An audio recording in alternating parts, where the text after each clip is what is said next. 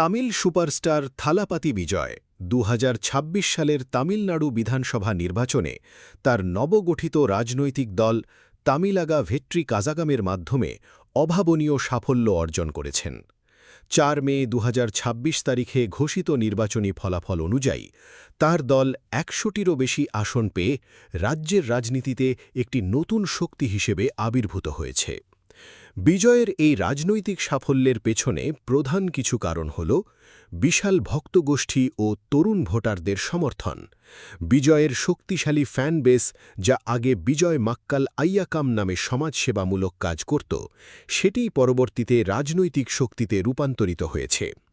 নির্বাচনে তরুণ ভোটারদের ব্যাপক উপস্থিতি এবং সমর্থন তাকে এই বিজয় এনে দিয়েছে। সুস্পষ্ট রাজনৈতিক লক্ষ্য ও আদর্শ বিজয় দুর্নীতিমুক্ত প্রশাসন, ধর্মনিরপেক্ষতা, নারী অধিকার রক্ষা এবং অর্থনৈতিক সমতার কথা বলে সাধারণ মানুষের মনোযোগ আকর্ষণ করেছেন।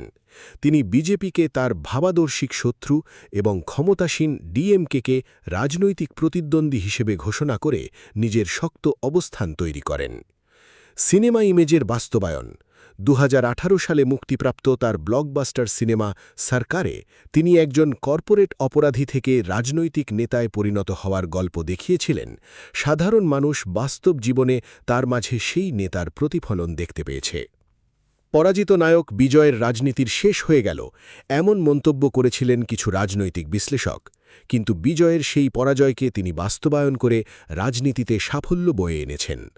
পরিবর্তনের আকাঙ্ক্ষা তামিলনাড়ুর দীর্ঘদিনের দ্বিদলীয় ডিএমকে ও এআইএডিএমকে রাজনীতির বাইরে মানুষ একজন নতুন এবং স্বচ্ছ ভাবমূর্তির নেতা খুঁজছিল।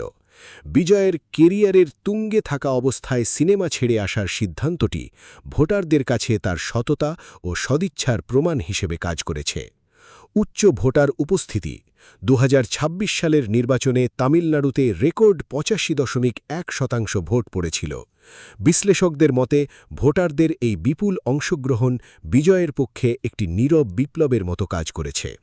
বিজয় বর্তমানে তামিলনাড়ুর রাজনীতিতে এক শক্তিশালী তৃতীয় পক্ষ হিসেবে নিজেকে প্রতিষ্ঠিত করেছেন এবং ১০ মে ২০২৬-এ মুখ্যমন্ত্রী হিসেবে শপথ গ্রহণ করেছেন বলে বিভিন্ন প্রতিবেদনে জানানো হয়েছে।